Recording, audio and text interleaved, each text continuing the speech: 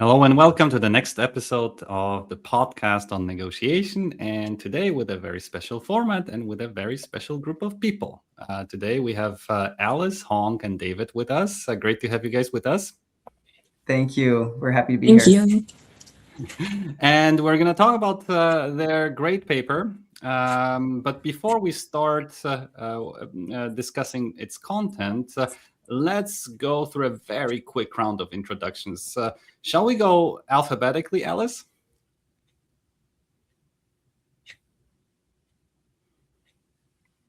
Alice, can you hear us? For some reason, we cannot hear you anymore. Then let's move on with David. Then, David, your task is to introduce yourself and Alice together. Sounds good. I'm David Hunsaker, and I am a faculty member at the Kelley School of Business. I'm at Indiana University in Indianapolis, and my area of expertise is organizational behavior, teams, negotiation. Alice is at Cornell. She could speak better to all of her expertise, but she has been on our research team for several years. Thank you so much. Yeah. Hi, everyone. My name is Zhang, and I'm currently a postdoctoral researcher at Leuphana University in Germany. And my research focuses on negotiations and joint decision-making contexts. Thank you. All right. So that sounds good. Alice, can you hear us already? Let's give it one more chance. I switched to my laptop. Does it work? Now we can hear you perfectly. Okay. Sorry about that. David, that introduction was perfect. I'm an assistant professor at the ILR school at Cornell University. I'm in the organizational behavior department, and I'm very happy to be here to talk to you all about our work. All right. Thank you so much, guys. And the work we're going to focus on today is based on the paper you published at the Negotiation Conflict Management Journal, Conflict Management Research Journal last year on negotiation avoidance, negotiation propensity. Who came up with this crazy idea? That's a great question. I think it was a joint effort. We were at a, what would you call it? A seminar home, maybe? Or summer school. It was a summer school. Yeah. Some kind of summer school for a couple weeks in Israel. And we happened to be on a team, and one of our assignments was to come up with a research question. And that week we had been at a market. I think it's called the Carmel Market. Is that right? Carmel Market. Carmel Market.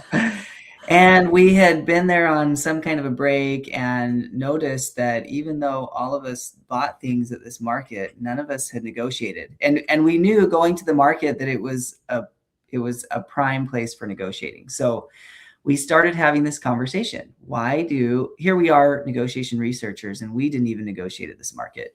Why didn't we negotiate? How often do people choose not to negotiate, and what are their reasons? And we thought it would be really, really cool if we could find a way to quantify this tendency to avoid negotiating. So that's kind of where the idea came from. All right. So it's that's why people tend to become professors, right? To teach others to be good at something that they don't do. That's right. That was actually our initial motivation. So even for us as negotiation researcher for so many years, and then even given the situation that we know that was a context, people are expected to negotiate the price, but we intentionally decided not to do so. So then this will be the case even more common for other people, for like a general population. So this was our initial idea or motivation to start this line of research. Yeah. And in one of the first studies you report on in the paper, you mentioned that 95% of participants have reported avoiding some of the negotiations, and overall the number I think gets to slightly above half, 51%, right? 51% people tend to avoid negotiating about 51% of times. Did it surprise you when you saw it? Because this number is surprise. I mean, from my perspective, when I first read it, it's surprisingly high, isn't it? Yeah, we actually expected it. So we expected negotiation avoidance to be common. But honestly, we were still very surprised when David showed us how widespread it was, especially because like our sample, actually, David collected the data at the beginning from the United States, right? Which is generally considered as a relatively negotiation-friendly culture and also individualistic culture. And what really surprised us was not just that people sometimes avoid negotiation, but how normal this behavior seems to be. So as you read in the paper, like more than like 95% of the participants reported avoiding negotiation in at least half of the situations. And I think this really tells us that negotiation avoidance is not some unusual exceptions or personality like reasons. It's a very common behavior tendency. And very importantly, as we encountered in our own situation, so people avoid negotiation even when there are clear financial benefits available. So even when we know that we can have some price advantages after negotiating, but still we decided not to do so. So this suggested that there are psychological barriers, such as we felt discomfort, or there are uncertainty about the negotiation outcome, or we have some social concern whether like it will make us embarrassed if we start negotiating. So those different psychological barriers may often outweigh purely economic consideration. Yes, that sounds reasonable, perfectly reasonable to me. Did you guys think about cross-cultural differences in that area? I remember a study from back in the days when I was still a PhD student on propensity to negotiate, right? Cross-cultural differences on propensity to negotiate. I know your study is slightly different than that, but what would be, Hong, you live in Germany, right? I think Germans would be willing to accept significantly higher prices just to avoid this unpleasant experience of negotiating. What other cultures, countries, professional groups you think are on the top and on the bottom of the propensity or avoidance scale? So I think David, I will first share my some of my thoughts, and David will come in because David also have this international experience of like working and living. So indeed, yes, I think there should have culture differences. So for example, in Germany, it's actually like not very common if you, for example, irrespective whether it's like for example market or any like a shopping mall or other things, you are not likely to negotiate the price. But in China, I originally come from China, and it's especially if you go to these markets like what we go like those bazaar, it's very uncommon if you do not negotiate. And actually they actually offer the first price. So the first the bid price that initiated by those dealer or the shopper, it's sometimes even like double the price than the deal that you can actually get. And so there is definitely cultural differences, and also I think it depends on the context. Yeah, I will give the floor to David now. Yeah. I do have some thoughts in this area. I think there's a lot of culture that goes into this decision about whether to negotiate. And actually, some of these studies were conducted. First, let me say, we intentionally limited our participant pools to American participants because we did not want to introduce this larger cultural construct, because culture does play such a huge role in so many of these cognitive decision-making processes. So we limited it to the United States intentionally, knowing that this is likely highly influenced by culture, and hopefully in future research we can dive into other cultures. Many of these studies were conducted when I was living in China. So I was living and working in China, and I just have to tell this one story. One of my research assistants was half Egyptian, half Colombian, and he was on my research team in China. When I showed him the study design and I told him that we were going to run this study, he said to me, Professor Hunsaker, this is not going to work.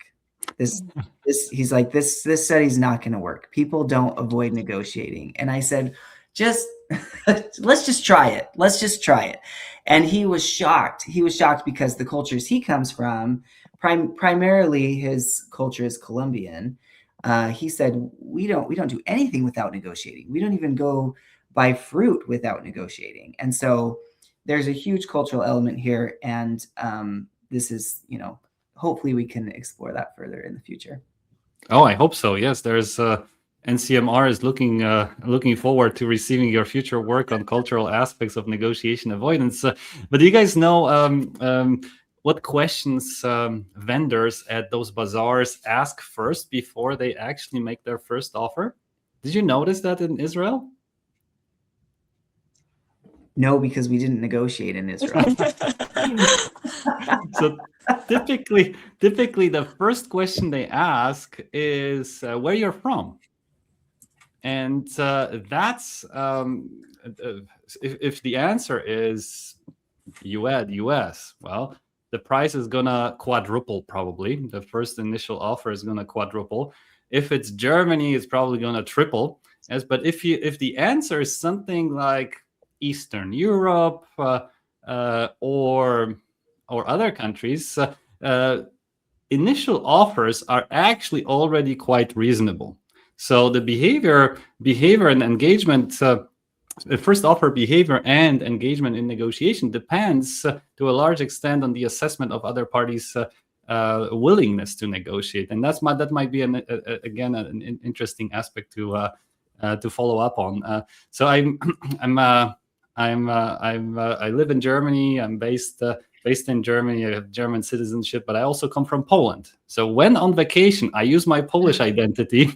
I use my Polish identity to somehow get better deals in those contexts. I know you guys introduced. You moved away from the propensity towards negotiation avoidance, and you introduced a couple of new notions in terms of your theoretical contribution. One of them is the threshold for negotiation initiation.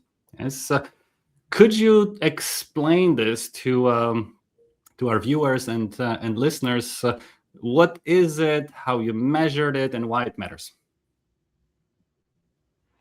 I'm happy to take this one. Unless Alice, do you want to chime in first?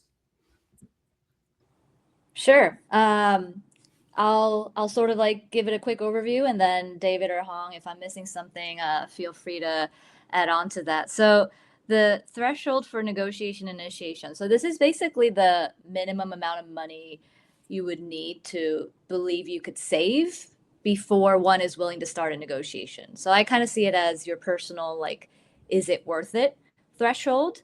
And to give an example, imagine, and this is, I think, a study we used in our paper as well. If you're buying an electronic device, if someone told you that you could save a certain amount by negotiating, what is a dollar amount you would actually have to save to go for that? And for some people, the prospect of saving maybe like $5 enough. For some people, it's 100.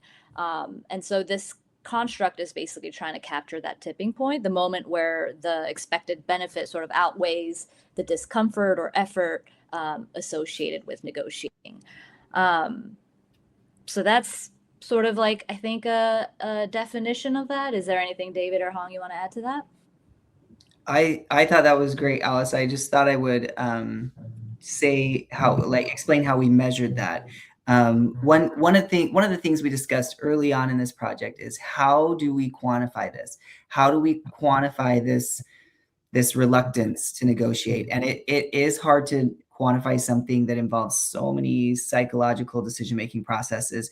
How do you quantify discomfort, right? And so this was an effort to put a number on it by tying it to the price of the item, or at least to a dollar amount, right? So the way we asked it was, if we asked people to fill in the blank. if I knew I could save blank dollars by negotiating for this device, I would initiate a negotiation. So they just filled in that blank. If I knew I could save this much, I would go ahead and negotiate. And it's just kind of a nice way to say, oh, there is, I mean, our goal was to establish that there is a threshold at which negotiation becomes worthwhile to people. They do this calculation in their head about when it's worth it. And that was, we were trying to capture that. That's super interesting. Did you guys, I'm thinking now about your research assistant from Colombia and Egypt. Did you guys think that, or is it possible that this value could be negative? Well, which means that people would have to be paid to not to negotiate because they derive, instead of discomfort, derive pleasure from the process. Yes, it is possible, and I think the percentage is very small in the United States. I think in other places it might be higher. It might be higher, yes. All right, another concept that you guys introduced is the willingness to pay to avoid negotiating. Why does it make sense? Yeah, so I will take on this question. So I think it's so in our studies, we also found that people are even willing to pay a certain amount of money to avoid negotiating, instead of like, well, to think about how much I can get in order to like if I need to negotiate. And this surprising finding, actually, I think is probably a combination of several, like multiple factors. But among those different reasons, or contextual factor or psychological factor, I think psychological barriers. So for example, the discomfort caused by negotiating seems to be particularly important in this regard, because as we wrote in the paper, like people, and also in the existing negotiation literature, like it has been shown that people may anticipate negotiation as a stressful, confrontational, and emotional draining situation, and some people may like worry about, well, damaging their relationship, or face impression things, and appearing rude, or simply feel uncomfortable in bargain over the price or over the negotiation issues. So in many cases, people are not just paying to save time, but they are paying for emotional relief. So because they just don't want to get into this psychological hassle. And what we find especially interesting is that in like many participants were willing to like incur real financial cost just to avoid this negotiation process itself. So this is what we said, we refer to as willingness to pay to avoid negotiation. And this suggests that, well, people's tendency to non-negotiate is not simply like a laziness or convenience that they don't want to negotiate. So this interaction in the negotiation context itself actually carries this like a psychological cost that people may even want to avoid by paying economic costs. Okay, that sounds really interesting. So now we have two concepts, right? Two thresholds. Yes, one is the threshold for initiation. So how much do I expect? Yes, how worth it is it for me to engage in the negotiation process, and how much am I willing to pay to avoid it? Why don't you guys share some of the numbers or percentages with our audience, with our viewers and listeners, where those numbers lie in your sample in the US, from the US? Yeah, absolutely. I have some numbers here in front of me. So let's start with the threshold for negotiation initiation. One of the most interesting things I think that we find in this paper is that both the threshold for initiation and the willingness to pay are price contingent, meaning it's when I go into a negotiation, for some reason, it's not like this psychological pressure or discomfort is always worth $20 to me. For some reason, it is tied to the price of the product, which is irrational. So I'll just give you some examples here. So the individuals that were negotiating for a $20 item, they said they on average would only negotiate if they knew they could save $7, which is approximately 36% of the price. If they were negotiating for a $200 item, they wouldn't negotiate unless they knew they could save $52, which is 26% of the price. So for some reason, just because the price went from $20 to $200, now I'm not willing to negotiate unless I can save $50, right? And for the folks in our $20,000 condition, they were not willing to negotiate unless they knew they could save $5,000. It seems like, Wow. it seems like no matter what the price is, if you're going to go through the discomfort of negotiating, you would be willing to go through it for $20 regardless of the price of the item, right? But for some reason, people are thinking more in percentages than they are in dollar amounts. And for the willingness to pay, let me pull out those numbers here. So here we go. Essentially, we had two conditions for the willingness to pay.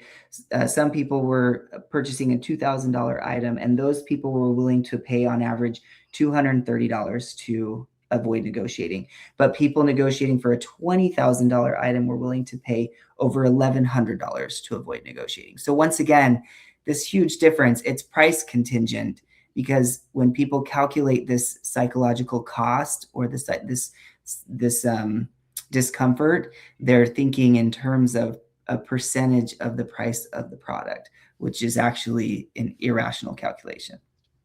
Yes, it goes against it's inconsistent with preferences, right? So it should be exactly the same number regardless of the amount, right? If preferences are consistent. But apparently, maybe when I read your paper, I was thinking maybe in their mind they imagine higher complexity connected with negotiating an object which is worth $20,000 versus an object that is worth $20, right? I mean, maybe That you know, could 20.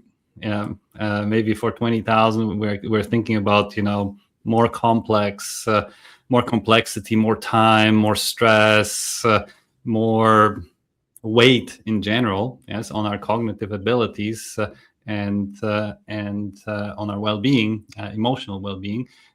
Whereas $20, what costs nowadays $20? It's hard even for me to come up with an example. But if there is an example, it's probably something that we wouldn't attach too much attention to, right? And would expect probably a negotiation process that is relatively straightforward and quite fast, I could imagine. Yeah.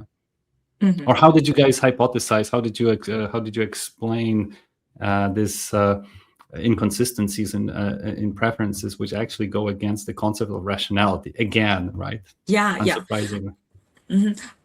Actually, this finding is very consistent with the idea from behavior economics and mental accounting, especially. So that is, people do not treat money or treat those resources as fungible. But actually, they are fungible. I mean, like if saving $20, it's irrespective whether it's like a $30 products or a $2,000 product is just like the same $20 reduction. But people do not evaluate negotiation opportunities rationally in terms of this absolute value. Instead, in line with mental accounting research, they often evaluate them relative to the total price of the product, because they open up different mental accounts and then evaluate and then consider whether it's worth to negotiate. Worth negotiating depends on that mental accounts instead of like the minimum account, including the amount of money that could be saved. So for example, like as David already mentioned, like saving like this $10 on a like $20 item feels psychological large and also more valuable because it's representative 5%, like 50% of the saving. But saving like this $10 on like this 1,000 bucks item feel like trivial, feel nothing. And also as Remy, you mentioned, like it's doesn't worth to negotiate such a complex deal, just saving this little money. So because these people seem to use this percentage-based heuristic. I mean, here we can say it's heuristic because, as you indicate, it's not rational. Instead of like this rational, objective money value when deciding whether negotiation is worthwhile. And this actually our finding indicates that people's decision regarding whether or not to negotiate results from this cognitive framing biases rather than purely rational cost-benefit analysis. That sounds very plausible. So did you expect, or did you check for any connections between the threshold for negotiation initiation and willingness to pay to avoid negotiating, whether one or the other should be higher or lower logically, or whether there is a consistent picture that comes out of these two results when we put them together? So, for example, if I'm facing a negotiation for a product that is worth, I don't know, whatever, $20,000, let's take the most expensive one, would we expect my willingness to pay to avoid those negotiations to be higher or lower than the threshold for initiating it? I'm not sure I have a good answer to that question, because we didn't directly compare those two concepts. I think what the data does show us, though, is that in both the threshold for initiation and the willingness to pay to avoid, we found that as the price of the product increases, the percentage actually decreases for both the willingness to pay and for the threshold for initiation. And so it's clear that we need to do more studies to kind of dive deeper into that price aspect, because like you mentioned, when we're talking about a $20 item, it's a very different calculation in our heads than when we're talking about a $20,000 item. And now that those two, so that is the one thing that's consistent across the two studies, is that as the price goes up, the percentage of these thresholds decreases.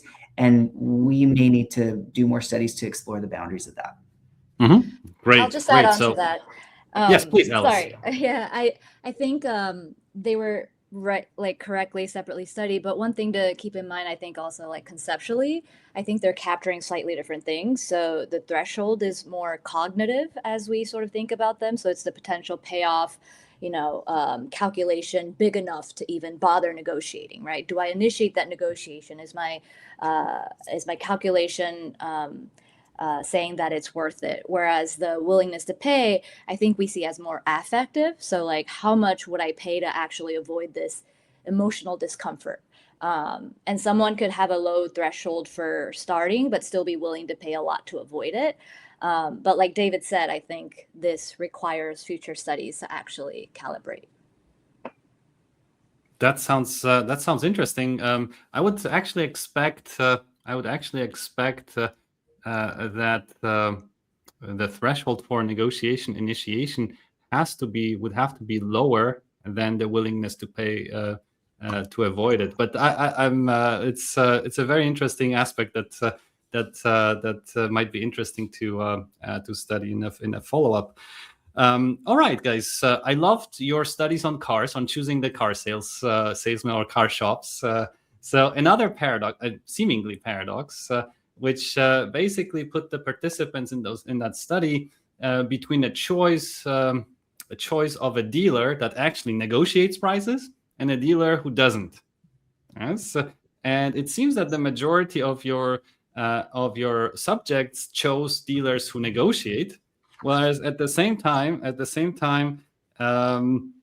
the amount that they would pay to avoid those negotiations would be still noticeable. So how do you explain this tension between our preference for people who actually offer us an opportunity to negotiate and our willingness to pay to avoid it? That's a great question. Hong, do you want to take this one, or do you want me to? Yeah, so I think this is one of the most interesting finding of our paper. Of course, on the first side, it's very contradicting, but actually, on the one hand, people seem to value having the opportunity or the possibility of negotiating because it signals flexibility or the chance to get a better deal. But on the other hand, many of the same people do not actually want to go through the negotiation process itself. So there seems to be this tension between what people ideally want and so what they think they should do and what they emotionally prefer to experience, so what they actually want to do. So one interpretation that people feel that they, as I mentioned already, they think they should negotiate because it seems economically rational or socially expected, especially in contexts like car buying. But emotionally, they may still prefer to avoid discomfort and uncertainty associated with negotiating. So the attraction may be towards the possibility of value creation, while the avoidance is towards the interpersonal process itself. So basically, I don't feel like it's contradicting with what we want to say, but it's reflect people's struggling, like this dilemma between opportunities and relief of psychological pressure. Yeah. So it sounds like people love opportunities that they want to be able to they want to be able to not to use, right? Yeah. Let me just jump in and say one other thing here, Remy, and I hope I'm not jumping ahead too much because I think we're eventually going to get to this. So what? So what does this mean for industry and for consumers, right? But this part of this finding in particular to me is interesting for industry. As we were doing this project, we started taking note of all of the, especially let's talk about the car sales industry, all of the companies that are now kind of advertising no haggling, right? Or taking advantage of this avoidance behavior. And they're saying, come buy from us, buy it online. You don't have to haggle. It will just show up at your door. There are a lot of companies taking advantage of that. And on one hand, that seems like a good strategy because here we have nearly 50% of people who are willing to pay extra money to avoid negotiating. So that's a pretty large, portion of the market.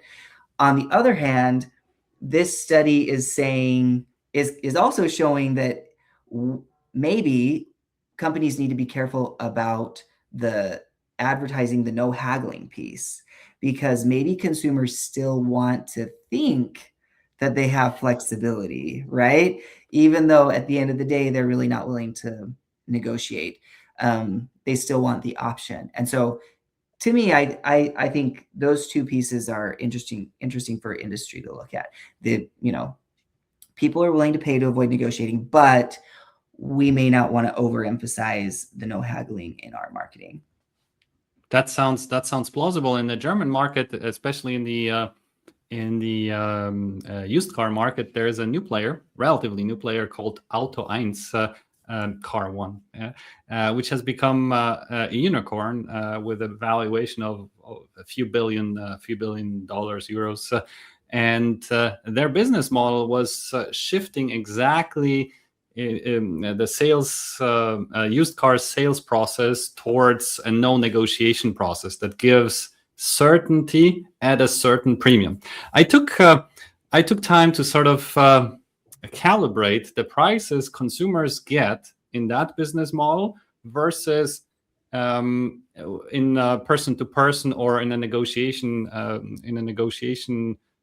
in a sales process that is likely to involve negotiation.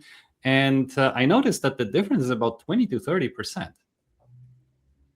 Wow. Which means, which is very consistent with your findings, yes? Which means that in countries where people are reluctant to negotiate, yes, they are willing to accept a sales process that gives them about over 20 to 30% less in terms of money, yes, just to avoid negotiating. Yes, this is basically the core of the business model that the company is offering in a culture, in a country that is quite reluctant to negotiate. Yes, where propensity to negotiate or negotiation avoidance is generally very high. Yes? So maybe it's also a cultural thing. I don't expect that this company would be particularly successful in Egypt or in Colombia, but or for that sake in China. But in countries where people find negotiating uncomfortable, there is a business model that addresses this need. Yes, which means, hey guys, with us, we take care of it. We do it for you. Yes, you don't have to negotiate. We give you a fair price, and this price includes a premium for, let's say, not negotiating. What are the barriers to engaging in a negotiation? You speak about cognitive and social barriers. Which of them are, you think, more important or stronger when it comes to explaining negotiation avoidance? So Alice, please.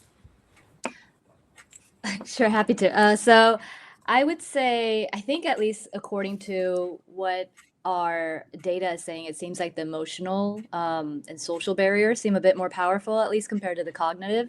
And I think what speaks to that is our study 4, where we tried a purely cognitive intervention. That's where we sort of made this economic case for negotiation. We showed people that they're negotiating for a car and could basically pay them, I think it was like $500 an hour compared to whatever average wage they were making. And I think the average in our sample was 20 something dollars per hour. So that's a huge contrast in how much people could be saving compared to what they're actually making from their job or labor. But this didn't work. And beyond study 4, we also have pilots that show the same as well. But in study 5, when we told people that others are negotiating in a similar context, that's where we were able to sort of move the needle and have people initiate negotiations more. So I think this is showing that the barrier to negotiation isn't just that people don't understand it's financially worthwhile, but there's also this psychological barrier, this emotional barrier that's making negotiations feel socially risky, inappropriate, or uncomfortable, fear of backlash. All these things, I think, are sort of playing into people's psychology when they're deciding whether to initiate or not. And this, Alice, thank you so much for recalling the results of that study. And this pretty much makes our jobs so important, socially important, right? Teaching people how to be less uncomfortable in negotiation setting has a profound impact on their potential financial and the social well-being. At least that's how I interpreted your result, in the sense that it gives us a sense of purpose, right? Because we are the ones who are showing to our students, hey, it's completely normal to engage in a communication that sort of looks for solutions, for sustainable solutions.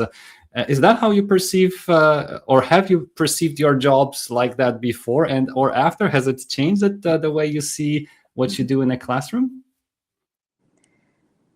I'll personally say I think it is one of the biggest reasons why students often join a negotiations class, whether that's my class or others that teach negotiations across the world. They feel uncomfortable, afraid, but also have this fear of missing out as well, that if I don't negotiate my first salary, others are doing so. So how do I go about this? And I think exposing people to ideas, exposing people to the norms, but also the tools and mindsets and the ability to diagnose different situations. This really helps people not only be more equipped going into negotiations, but also have a different mentality and lower some of these barriers that we've been talking about. So I think it's a very important mission that all 4 of us and beyond have as negotiation instructors. I see David is nodding his head. Yeah. Oh, yeah. And I'll add to that. Totally agree with what Alice said. To me, part of breaking down these psychological barriers is helping my students view negotiation. Most of my students come in viewing negotiation as a way to take advantage of the other party. And I work so hard to help them see that negotiation is actually about creating value and finding value that you would have left on the table if nobody said anything, And so it's changing this mindset so that they no longer view, maybe if they stop viewing negotiation as taking advantage of the other person, some of these psychological barriers and costs will come down. You know, so they'll realize that actually by initiating negotiation, they're not trying to take advantage of the other person. They're simply trying to explore value creation opportunities and make sure that no value is left on the table. And when they view it that way, maybe it becomes psychologically less costly. So that's what we hope. That's what I hope. So students in Indiana will be great negotiators, or are great negotiators. Hong, how is it in Leuphana, at Leuphana University? Yeah, so I totally agree with Alice and David. So basically, like our role as a lecturer or as a professor is to reframe negotiations psychologically to students. You know, like I always start my negotiation courses of asking students, who negotiated, like for example, in the last 2 weeks, who negotiated in the last 5 days, and who negotiated yesterday.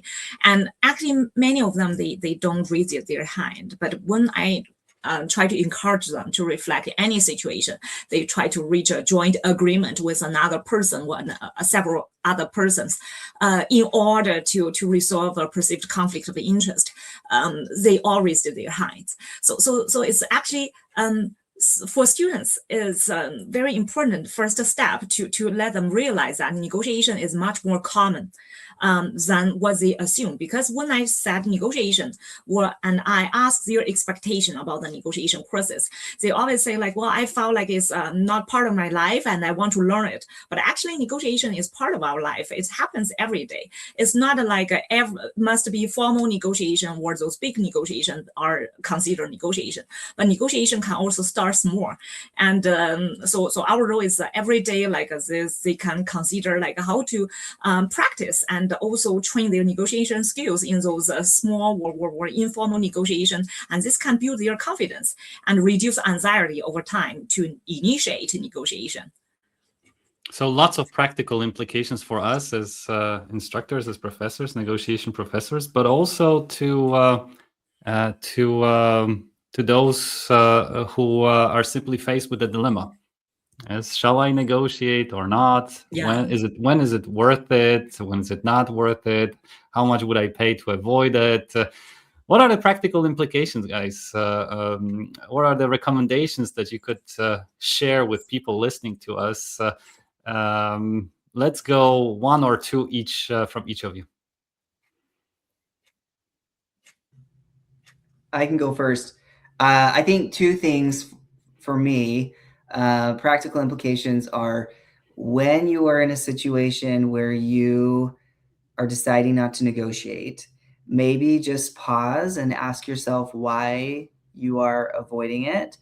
And also, when you find yourself making those calculations that, well, I'm not going to negotiate because I don't think I would be able to save that much money, maybe back up and realize that you're subject to this heuristic, right? And maybe just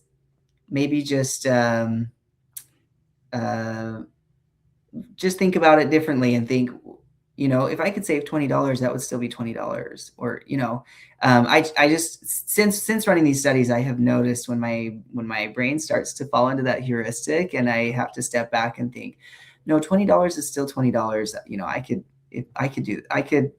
you know, initiate a negotiation for that. So I think just being aware and watching your mental calculations. Mm-hmm. So my piece of suggestion is that so as I mentioned, frame negotiation differently. So instead of reviewing or considering negotiation as a confrontation or this what we always said, zero-sum game, try to consider negotiation as information exchange or collaborative problem-solving situation. Because basically the majority of time, people enter the negotiation with the goal of reaching a deal. And it's not, in this regard, it's not necessary to consider they have conflict of like a position, but they have a superordinate goal of reaching the deal. And then how to reach the deal, they have to resolve their conflict of interest and then try to frame the situation as collaborative problem solving, exchange information, and try to find a mutually beneficial situation. Yeah. Thank you, Hong. Alice?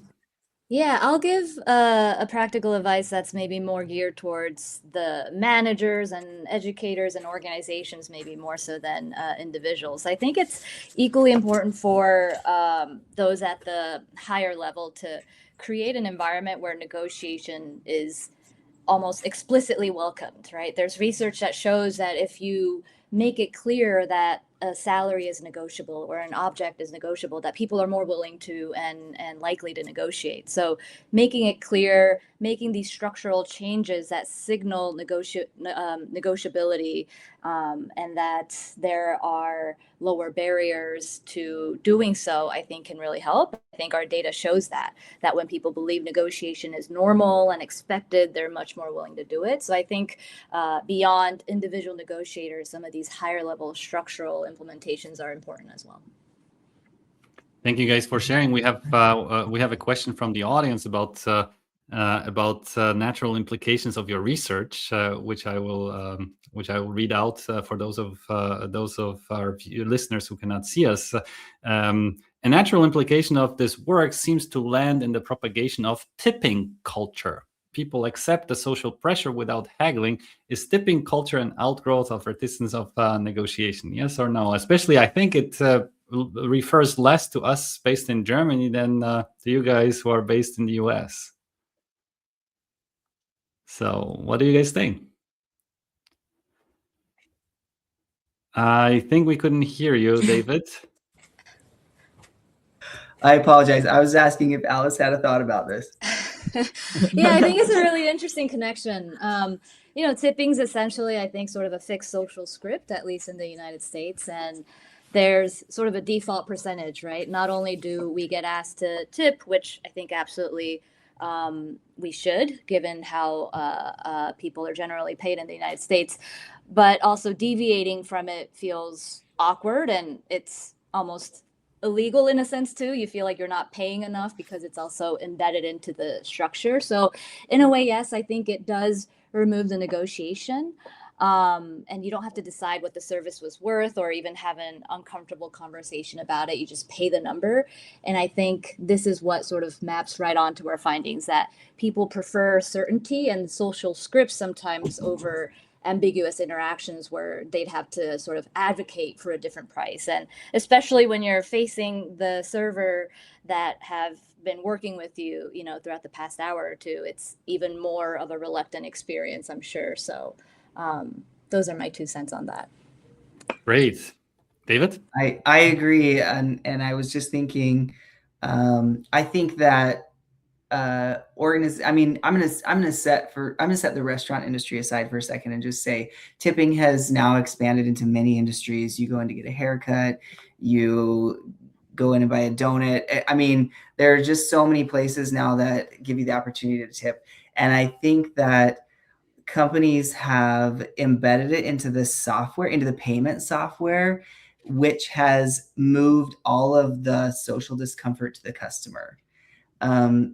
Most workers would never be comfortable enough to ask for a tip, but because it's embedded in the payment system, they've moved all that discomfort to the customers, and customers now feel obligated and even to say no or disagree or push back would be just so socially uncomfortable that people just pay it. People just pay it. So speaking of which, let's talk a little bit about future research, because every good paper opens up an opportunity to write 5 new ones. So guys, what are you going to focus on next? Kids, propensity, or negotiation avoidance in negotiating with kids, or what other topics are now buzzing in the back of your minds? So I'll mention 2. If my favorite 2 next to future directions would be, first, I do have a lot of experience negotiating with kids, so I think that's a great avenue. But I would say, for me, the next question is why. We ran a pilot study that was that has not been published, but deserves some attention and further development, giving just an open-ended study, giving participants an opportunity to answer why they chose not to negotiate, because I think the next step for me would be breaking it down into categories. Are there categories of reasons, and is there a way to quantify those? Certain reasons are more or less salient in people's minds than others, and also in the pilot study we ran, there were some gender differences in those open responses as well. So to me, that's an obvious next step. But then another step would be cultural differences. And that one's going to take some thought about how to tackle that, because culture is such a broad topic.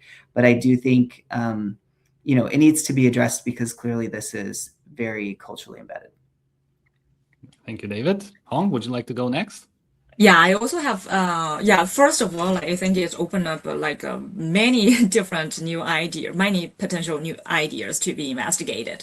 And for my side, two are most important or interesting. One is we only show that this commonality of negotiation avoidance, but actually in real life situation, like even when sometimes we have the hesitance to negotiate, but we have to enter the negotiation. So that means we decided to avoid negotiation, but we have to negotiate. So I think one interesting direction would be to see the correlation, what were the influences of people's readiness to negotiate, what were people's tendency to avoid negotiation, how this affect their actual negotiation processes and outcome, whether this will actually lead to negative influences on the negotiation outcomes. And if yes, this leads to the second question. I mean, our paper, we investigated the effectiveness of two different types of interventions, and one worked and one didn't work. The one worked is social norm intervention. And I think would be necessary and also practically important to investigate more practical psychological intervention that help people to overcome the psychological barrier and initiate the negotiation more confidently instead of feel like they have to negotiate. Yeah. Well, already 4 papers. Alice, how many would you add to that, to that group? I think, a broader question that I think that is interesting to think about is thinking beyond just the bargaining table, right? The field has spent decades studying what happens at the bargaining table, how offers get framed, what the first offer should be, how concessions unfold, and all these great things. But I think what's missing a little bit is sort of what happens prior to people even reaching the bargaining table. And I think this work, our current paper has started to get at that, and there's great work that is coming to surface. But in general, I think the field could take a broader view of this pre-negotiation process.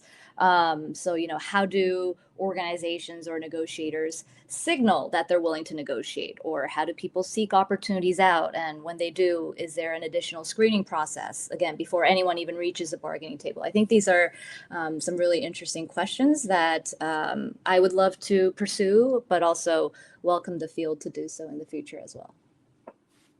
Wow, that's very inspirational. Let me add one more to that stack already highly intellectually stimulating stack. Organizations. Something tells me that many organizations lose a lot of money because potentially some of those who are responsible for, be it the top line revenues or the profit margin on the procurement and sales side, feel uncomfortable or not comfortable enough in terms of negotiating or engaging in a negotiation process. It would be very interesting to quantify this and to get a better feeling of whether we're talking about here about the phenomenon which is restricted to undergraduates or young people who maybe are at the beginning of their way, or maybe we're talking about the broad phenomenon which leads to huge economic losses for many companies. So this is something I would recommend. So if someone is thinking about the PhD on negotiating avoidance, hey, you guys have already 3 experts here on this topic. Welcome. You guys are very welcome to reach out to any of them, and I'm sure you won't be disappointed. To sum it up, guys, thank you for a great discussion. We are getting a lot of good feedback in the comments. It seems that we as individuals and companies are losing a lot of opportunities because we have a wrong concept, and many times in the back of our mind, of what negotiation is and what it can do for us. Yes, we have a concept of an uncomfortable process which is highly competitive, which makes us feel awkward, where our blood pressure rises, and at the end of the day, we want to avoid it. Yes, we want to avoid it, or put a threshold of, is it worth it, before we initiate those processes. Whereas if we change the frame, like Han correctly said, we might actually discover that negotiation might lead to better and more sustainable solutions for all of us. And this is the mission. This is the mission which I think all of us here in this call, in this podcast, have been pursuing throughout our careers. Yes, it is our mission to show and demonstrate those young people that we are entrusted with, that negotiation is something not only good for them, but also good for the world. Thank you so much for a great discussion, and until the next time on the podcast on negotiation. Thank you, guys. Thank you so much. Thank you.